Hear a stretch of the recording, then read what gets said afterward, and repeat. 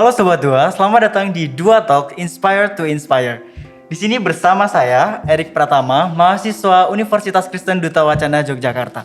Di sini sudah hadir bersama kita Ibu Arida atau Kak nih, atau mau dipanggil apa nih? Oke, langsung saja deh kepada Ibu Arida untuk memperkenalkan diri atau mungkin kesibukannya apa sih Bu? Oke, terima kasih Erik, terima kasih rekan-rekan. Halo Sobat Dua, perkenalkan nama saya Arida Susyetina. Boleh panggil saya Arida langsung aja boleh? Oke, gitu boleh ya? Bu ya. Boleh langsung aja ada boleh, panggil Kak boleh, Bu boleh, Miss boleh, Mem boleh. Nah, ini clue juga kan, biasanya kalau panggil Miss pasti ini ngajar bahasa Inggris. Benar banget, saya memang salah satu dosen pendidikan bahasa Inggris ya, Prodi PBI di FKHUM, Fakultas Kependidikan dan Humaniora. Saat ini saya juga sedang menjabat sebagai Kepala PPB, Pusat Pelatihan Bahasa PKDW. Oke, nah untuk pada kesempatan Dua Talks kali ini kita akan membahas tentang public victory Bu. Nah kita langsung saja ke pertanyaan yang pertama nih Bu. Sebagai makhluk sosial, manusia pasti saling membutuhkan antara satu dengan yang lainnya. Dari proses ini akhirnya muncul interaksi antara satu individu dengan individu yang lain. Nah, apa hal dasar yang harus dijadikan bekal ketika kita berinteraksi dengan orang lain nih Bu? Oke, itu pertanyaannya emang kayaknya sederhana gitu ya kan. Betul Kayak sekali. interaksi itu perlu apa sih? Gitu. Nah, Sobat Dua, terutama yang barusan selesai P3DM atau sekarang ikut P2KMM, berbahagialah ya Sobat Dua ya. Mahasiswa UKDW ini dapat kesempatan buat ikut banyak sekali pelatihan soft skill. Nah, kalau Sobat Dua pernah baca buku Seven Habits gitu ya, kita ngomongin public victory atau kemenangan publik ya kan. Nah sebelum bisa mencapai kemenangan publik itu sebenarnya kita harus belajar untuk bisa memenangkan pribadi kita. Jadi belajar karakter kita sendiri sebelum bisa berinteraksi dengan orang ya kan. Nah misalnya kalau yang kemenangan pribadi itu apa sih? Misalnya harus proaktif. Itu kan juga dasar kan kalau mau berinteraksi, nggak mungkin kita nunggu terus gitu ya, nunggu diajakin, nunggu dikasih tahu. Mahasiswa kalau nunggu dikasih tahu dosennya udah mau deadline loh gitu, udah mau ujian loh gitu, nggak akan berhasil gitu kan. Sama juga ini sering banget disebut orang begin with the end in mind. Kayak misalnya nih Erik dari Kalimantan ya kan. Betul sekali Waktu Bu. Erik mau ke Jogja, Erik kan udah tahu dulu kan, oh saya mau ke Jogja nih, mau naik apa ya gitu. Oh naik pesawat bisa, naik bus juga bisa, naik kereta bisa nggak? Oh, nggak bisa deh kayaknya Bu. Ya harus nyambung-nyambung dulu kan, Benar, naik apa benar. dulu baru kereta, misalnya ke Jakarta dulu baru naik kereta. Nah itu sama dalam hidup kita, semua orang pasti punya tujuan. Nah tujuannya itu mau apa? Baru dari situ kita pikirkan strateginya mau gimana. Nah lalu yang ketiga untuk kemenangan pribadi itu tadi adalah yang pertama tuh apa sih? First thing first. Nah itu juga erat hubungannya sama interaksi. Yang harus kita prioritaskan ini apa? Nah, baru setelah 3 ini baru kita bisa belajar untuk berinteraksi dengan orang. Nah, yang 3 pertama tadi itu di P3DM ya, untuk mengelola diri kita sendiri. Baru yang P2KMM ini gitu kan, yang untuk pelatihan kepemimpinan dan manajemen juga ya, bagaimana kita belajar kerja dalam tim, ketemu orang banyak. Keluhannya kalau ikut P2KMM atau kerja kelompok itu apa sih biasanya, Erik? Oh mungkin kurang berkoordinasi dengan kelompoknya itu sih Bu. Benar, itu biasanya kenapa? Jadwal gitu kan, Aha. secara prodinya beda-beda ya kan, terus yang ini bisa, yang satunya nggak bisa. Belum kalau misalnya mau ujian kayak kemarin UTS, lalu nanti berantakan-berantakan, sementara ada deadline gitu kan. Nah lalu kalau kita ngomongin tentang hubungan interaksi gitu ya, orang kadang mikirnya ini, oh selalu ada yang menang, selalu ada yang kalah. Padahal nggak selalu begitu gitu kan. Ada yang mikir think win-win gitu. Ada lagi yang baru sekarang, think happy solution. Itu istilahnya bukan hanya sekedar menang-menang, kamu dapat, tapi bagaimana semua orang tanpa ini ya menang atau kalah bisa menerima gitu, Bener banget. ya kan? Lalu itu juga bahwa ini loh, menyadari kadang kan orang tuh selalu merasa dirinya paling benar ya kan. Betul Saya sekali. juga kadang gitu, saya yang paling benar, jadi lupa kadang, nggak mau dengerin orang, nggak mau mengerti, nggak mau apa ya, memahami. Terus ngomongnya gini, harusnya kan begini, harusnya kan begitu gitu kan. Lupa kalau kita tuh perlu mengerti dulu supaya bisa ngertiin orang ya. Lalu yang berikutnya kalau mau interaksi sama orang, kita mikirnya bagaimana sih kita bisa bersinergi ya kan. Bagaimana kalau kerja kelompok kita punya tujuan yang sama, kamu bisanya apa sih? potensimu apa sih? Nggak semua orang misalnya kayak Erik sekarang nih bisa lancar ngomong di depan kamera, terus ngomongnya bisa pede tadi, hai namaku Erik bla bla bla gitu. Ada juga yang senangnya enggak aku nulis skrip aja, aku pengen nih gabung sama Dua Talk gitu ya, pengen supaya sobat dua ini bisa ngerti lah kita ngomongin apa aja. Tapi ya itu tahu porsinya di mana gitu. Itu kunci interaksi menurut saya. Jadi kalau boleh saya ulang lagi ya teman-teman, bagaimana nggak cari menang sendiri ya, bagaimana bisa melibatkan semua orang gitu ya, saling mengerti, lalu bisa berkolaborasi, bersinergi gitu. Oke, berarti sangat penting ya Bu untuk diri kita tuh tahu di mana harus menempatkan diri kita. Bener banget. Baik, oke Bu, untuk bicara soal sifat dan sikap dalam berinteraksi dengan orang lain, hal ini kadang perlu, tapi juga kadang tidak perlu. Hal ini dikarenakan ada beberapa hal yang menuntut kita untuk tidak bertindak sesuai sifat. Malahan kadang ada waktu di mana kita lebih baik diam daripada menambah sesuatu yang tidak berarti. Namun, diam yang terkadang kita lakukan malah membuat diri kita tidak bersikap sesuai dengan apa yang ada dalam diri kita. Nah, untuk itu apakah dibenarkan jika kita bersikap seperti itu dalam khususnya dalam kegiatan berorganisasi? Oke, ini pertanyaan juga kayaknya teman-teman banyak yang ngalamin nih. Sobat dua pernah nggak misalnya, saya yakin sih jawabannya pernah Erik. Jadi sobat dua di kelas nih, terus dosennya tanya gitu ya, misalnya contoh satu contoh ya, dosennya tanya, bagaimana ada pertanyaan gitu kan? Lalu sobat dua jawab apa? Mending jawab iya enggak gitu ya, Betul. diam. Atau kalau misalnya di WhatsApp grup kerja kelompok gitu ya, mau ngumpulin tugas gitu. Oke, kapan nih kita bisa ini? Jawabannya diam gitu ya, WA-nya dibaca doang kayak Bener. koran gitu kan. Nah, sobat dua gini loh, diam memang ada kalanya kita harus diam gitu ya, tapi bukan diam karena tidak peduli. Diam mungkin kita perlu diam buat dengerin dulu. Kayak misalnya tadi Erik bacain pertanyaan, saya harus diam tuh, dengerin dulu gitu. Oh Erik mau nanyain apa sih gitu kan. Bagian mana yang bisa saya jawab, lalu saya kalau bisa harus cari contoh nih yang bisa langsung dipraktekin gitu kan. Nah kalau berorganisasi ya mau diamnya karena apa? Diam mendengarkan, diam gak peduli, atau diam lagi mikir gitu ya, sambil mencerna sambil mikir gitu ya, nanti saya mau respon apa ya, kembali lagi ke yang tadi tuh, diam sambil mengerti supaya nanti kita bisa menyampaikan poin dengan bahasa yang memastikan semua orang itu ngerti. Yang jelas jangan pernah diam karena nggak peduli gitu ya, atau biar cepat selesai udahlah diam aja, ya aja gitu.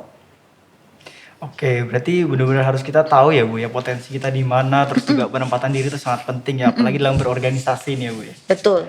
Oke, untuk yang selanjutnya nih Bu, dalam berinteraksi dengan orang lain, terkadang kita perlu memilih waktu yang tepat untuk bersikap. Ketika ada waktu yang tepat, maka ada waktu yang tidak tepat. Kita dapat mengetahui kapan waktu itu. Nah, apa saja Bu yang menjadi indikator untuk kita mengetahui ketepatan waktu dalam berinteraksi dengan orang lain? Apakah ada sikap-sikap tertentu yang menjadi indikatornya Bu? Iya, banyak loh sobat dua. Sobat dua pernah nggak misalnya nih kita agak role play dikit boleh ya Erik ya? Boleh dong, Bu. Misalnya nih Erik konsultasi lah ya misalnya ke saya gitu. Kalau misalnya nih saya gini, oke Erik gini. Terus saya sambil gini. Kira-kira apa yang ada di pikiran Erik? Waduh, ini kayak nunggu gitu ya Bu ya. Lagi nunggu atau kayak lagi keburu-buru gitu kan? Bener. Berarti kan kita harus tahu diri gitu ya. Tahu dirinya misalnya gimana? Maaf ibu lagi buru-buru ya, bapak lagi buru-buru ya. Oke, kalau kita mau konsultasi, misalnya kan kita harus nyiapin ya, mau tanya apa segala macam. Biasanya mahasiswa takut konsultasi itu kalau belum siap atau sudah tahu ada yang salah. Ya nggak sobat dua ya. Bener banget tuh, iya pasti, kan? Bu. Lalu kalau enggak gini, bahasa tubuh itu penting. Komunikasi itu ada verbal dan non verbal. Kalau misalnya kita lihat, kita tanya, gimana kabarnya Erik? Terus Erik jawabnya gimana? Oh, puji Tuhan baik ya. Nah, kita bisa lihat nih, dia happy nih gitu ya. Atau di dunia yang penuh dengan tipu-tipu ini gitu kan, orang kadang kelihatannya bagus, kelihatannya indah di Instagram gitu ya. Tapi ternyata itu cuma kelihatan aja pencitraan doang gitu kan, tapi nggak ada yang sejatinya tahu. Nah, tapi ya kalau di Jepang tuh ada beberapa topeng gitu ya dalam komunikasi. Kebetulan saya ngajar intercultural understanding juga. Jadi bagaimana berkomunikasi dengan bahasa dan budaya yang berbeda-beda. Nah, kalau kita tanya orang, respon orang dari bahasa tubuh, raut muka gitu ya, itu kelihatan. Ini misalnya ditanya deh, bahasa Inggris ya misalnya nih, "Good morning students, how are you?" Kalau anak SD jawabnya gimana coba? I'm fine. "I'm fine, thank you, and you?" Gitu kan, kayak gitu kan. Always kayak gitu Lalu pasti, Bu. jawabannya selalu gitu, Iya padahal bener. nggak selalu fine gitu kan. Nah sekarang gimana kita mau jawab dengan jujur? Ya, harus konsisten apa yang kita rasakan dengan apa yang keluar. Kalau kalian misalnya mau ketemuan organisasi nih, misalnya kamu ikut BEM, ikut TM ya, Sobat Dua banyak organisasi gitu ya. Ya kita harus tahu tempat, kita harus tahu waktu. Nggak mungkin kan ada posisinya yang lagi mungkin belajar atau lagi berpikir atau lagi ngapain terus kita yang eh, teriak-teriak atau terlalu happy, kita pengen membagikan kebahagiaan tapi ternyata yang lain lagi nggak mendukung suasananya, ya kita lihat aja ya, peka gitu ya, sensitif orang lagi apa gitu, sama lihat-lihat lah, jangan terus ya kayak tadi ya yang terus maksa gitu jamnya, aku lagi buru-buru 1 menit aja Erik 1 menit, ya kalau orang lagi buru-buru banget masa kayak mau maksa gitu, solusinya gimana? Aku kelas dulu, abis ini ya nanti kita ngobrol lagi misalnya gitu ya. Jadi kita coba tawarkan solusi. Jadi misalnya kalau perlu banget ngomong nggak bisa, terus ya udahlah. Cari waktu itu juga pengalaman menurut saya Erik. Pernah kan ya Erik atau Sobat Dua mungkin pengen ngomong tapi waktunya nggak pas. Atau ke orang tua deh, nggak cuma organisasi, pengen cerita gitu ya. Komunikasi ini memang seru, nggak selalu apa ya, nggak selalu seperti yang kita pikirkan karena melibatkan banyak orang dengan background yang macam-macam. Jadi sensitif, peka, apalagi kalau Anda di satu tempat yang baru. Kalau saran saya observasi. Ya, itu saran saya kalau saya kasih pembekalan ke mahasiswa yang mau ikut program pertukaran mahasiswa ke luar negeri, lihat dulu orang melakukan apa sih di situ gitu ya. Lalu nanti kita bisa melihat dari situ apa yang harus kita lakukan. Gitu Erik. Oke, berarti paling bener nih Bu ya, kita harus tahu situasi dan kondisi, terus juga peka terhadap orang yang mau kita ajak berinteraksi begitu ya Bu. Betul. Oke Bu, nah dari sini kita bisa tahu kalau sifat dan sikap juga menjadi indikator pendukung atau bahkan menjadi faktor paling dasar dalam proses berinteraksi kita. Nah, tapi tidak menutup kemungkinan kita ada di lingkungan yang toksik dan malahan membawa kita kepada sikap dan sifat yang baru, bahkan ke sikap yang sifat yang makin buruk. Menurut Ibu nih, bagaimana cara kita menanggapi sikap toksik yang ada di sekitar kita supaya kita tetap bisa memiliki habits yang baik? Oke, kayaknya kata-kata toxic ini orang sering sebut ya kan. Bener. Apa dikit gitu, ih toxic banget sih orangnya gitu kan. Nah, kalau menurut Erik, boleh kasih contoh dikit menurut Erik yang disebut toxic itu yang seperti apa? Misalnya pengalaman pribadi deh. Toxic itu menurut saya yang terlalu ngurusin hidup orang itu mungkin bisa dibilang Terlalu toxic kepo ya. gitu Bener ya. banget Bu ya. Saya juga punya tambahan sedikit, misalnya pernah dengar nggak toxic positivity?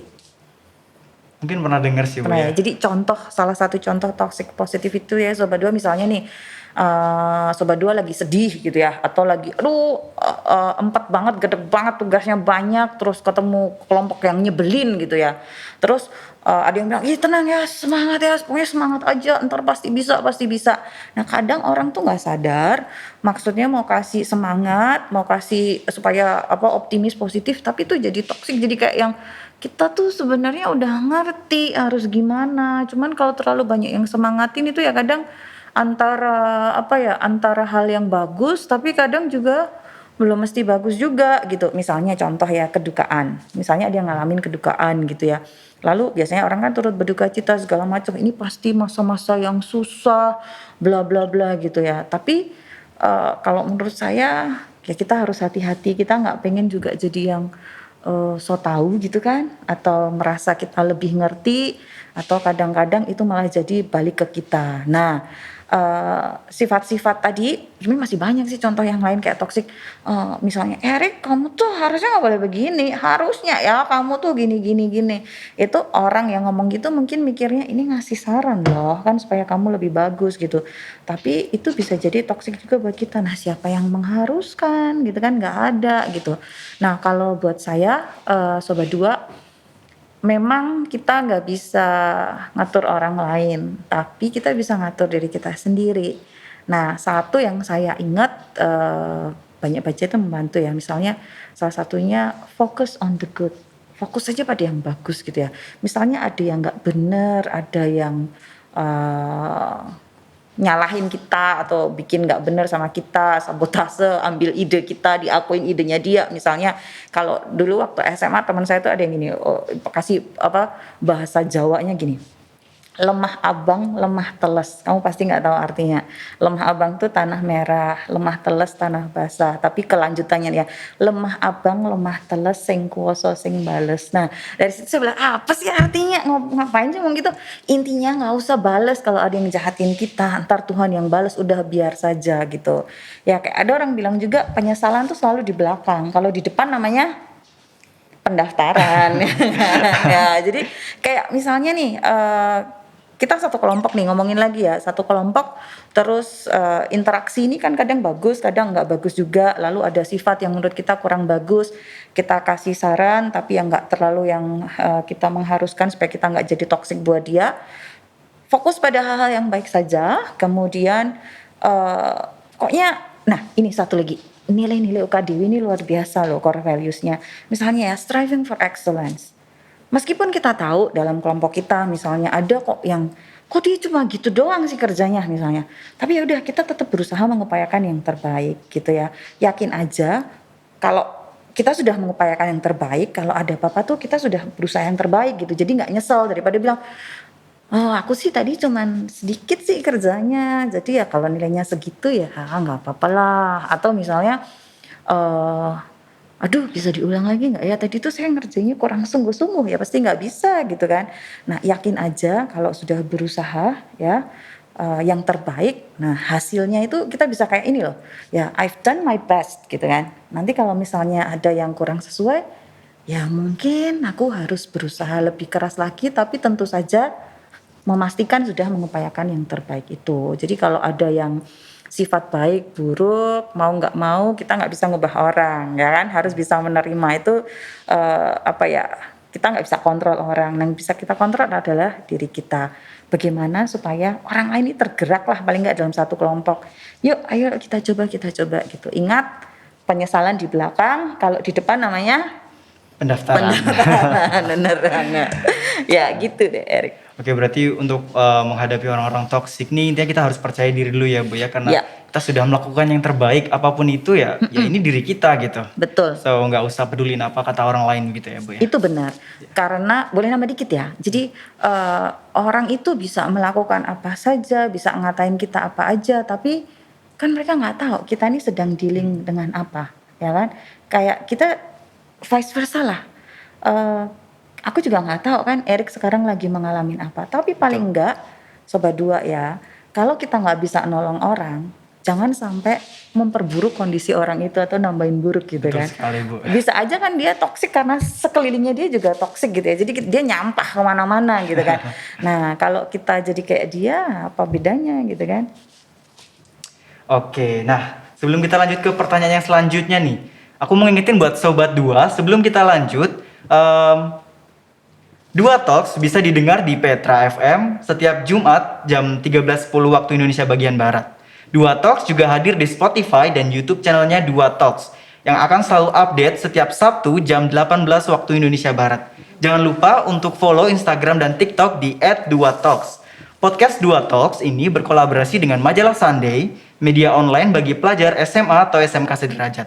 Cek majalahsunday.com atau platform lainnya di Twitter, Instagram, YouTube, Wattpad, TikTok, serta podcast majalah Sunday. Oke, kita bakal lanjut ke pertanyaan selanjutnya nih Bu. Dalam buku Seven Habits juga sempat disebutkan kalau komunitas itu hanya sebagian kecil yang mengandalkan kata-kata atau verbal. Sedangkan sebagian besar yang lain bergantung pada bahasa tubuh atau body language ya Bu ya. Setelah kita mengetahui tentang tersebut, menurut Ibu nih, bagaimana cara kita untuk berkomunikasi dengan orang lain untuk menghasilkan interaksi yang baik? Oke, kalau dari saya sobat dua ada dua kata kunci yaitu respect and appreciation. Kenapa? Karena di dunia sekarang ya, apalagi kalau orang yang sudah terjebak dengan zona nyaman perkuliahan daring ya. Sobat Dua mungkin juga kadang nggak sadar bahwa kita ini udah terbawa arus. Sekarang kan apa-apa tinggal klik, ya nggak sih? Betul banget. Mau beli makan nggak usah bilang loh sekarang, pakai HP aja klik udah ada yang belikan makan buat kita. Mau belanja nggak usah pergi, udah ada yang bawain buat kita. Mau kerja kelompok tinggal klik juga, kuliah tinggal klik, ngegame tinggal klik, semuanya gitu. Orang jadi lupa dengan budaya ya, yang basa-basi itu kayak sekarang udah dianggap nggak penting loh. Padahal itu masih kepake loh dalam hidup. Kalau misalnya nih kuliahnya offline, orang pergi ke kampus gitu ya. Misalnya senyum salam sapa deh, masih pakai nggak? Orang sekarang udah mulai lupa.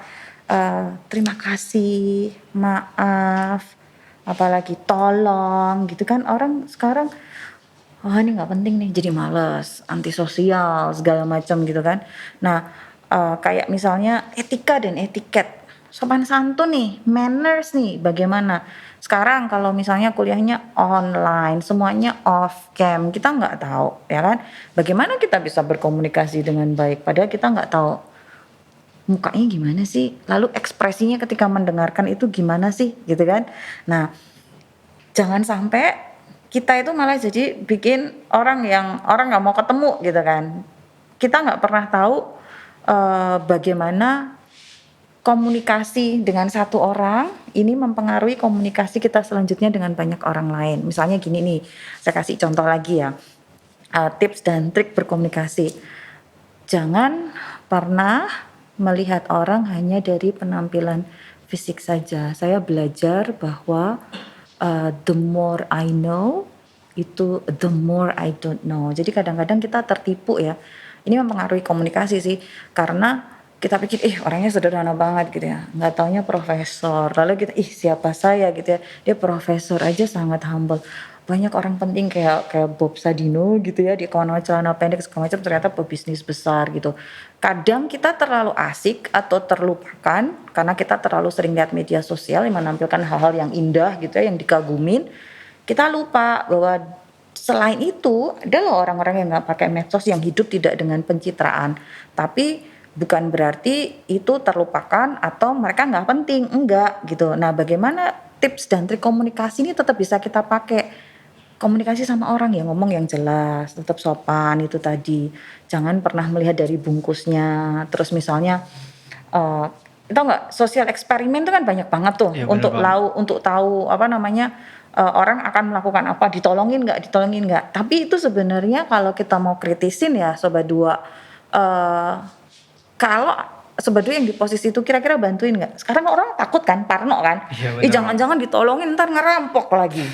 Ntar ditolongin jangan-jangan ini begal motor lagi gitu kan. Karena kita punya prasangka segala macam, jadi kadang nggak nolong itu untuk melindungi diri juga bisa gitu kan. Jadi kita nggak bisa kayak judging kayak yang kasus-kasus sekarang banyak orang bikin apa, ikoy-ikoyan gitu ya, beberapa Iya, waktu yang yang lalu kan heboh bagi-bagi banget gitu duit ya, itu ya, Bu, ya? bagi-bagi, tapi terus itu disalahgunakan. Padahal itu sebenarnya mungkin salah satu cara yang dipakai para selebritis itu untuk berkomunikasi atau berinteraksi dengan para penggemarnya. Jadi tidak ada secara spesifik kalau saya ditanya, komunikasi itu harus yang bagaimana sih? Tidak, karena semakin banyak kita komunikasi sama orang, semakin kita tahu karakter orang, semakin tahu bagaimana harus menempatkan diri. Gitu. Jadi just be kind. Oke, saya juga pernah dengar itu don't judge book by the cover ya, Betul Bu, ya? sekali, Oke. betul. Nah, mungkin sekarang Ibu mungkin mau memberi kesan dan pesan atau mungkin wejangan nih buat Sobat Dua di rumah nih mengenai apa yang sudah kita bahas hari ini mengenai public victory nih, Bu. Oke, kalau wejangan, apa ya, enggak deh kayaknya ya, saya kasih tips aja. Jadi tadi di awal kan kita ngomongin tentang kemenangan pribadi ya, bagaimana kita bisa mengembangkan potensi diri kita, bagaimana kita bisa berefleksi, apa sih yang sudah kita lakukan selama ini, udah bener apa belum, dengar dari pengalaman orang. Kan kalau ada pengalaman buruk itu kita nggak harus ngalamin sendiri ya kan. Kita bisa lihat dari pengalaman orang terus gimana nih supaya ini nggak kejadian sama kita gitu kan. Nah, Kemenangan pribadi itu jadi dasar dari kemenangan publik yang kita sudah omongin ya 3 tadi itu. Nah, kuncinya adalah kalau ngomongin interaksi ya Sobat 2 adalah penguasaan diri, termasuk tadi menempatkan diri ya, lalu disiplin diri. Ya, itu adalah dasar dari hubungan yang baik dengan orang lain. Oke, jadi itu ya Bu ya. Terima kasih mungkin pesan dari Ibu Arida. Nah, Sobat 2, terima kasih sudah mendengarkan. Sampai jumpa di episode berikutnya di hari dan jam yang sama.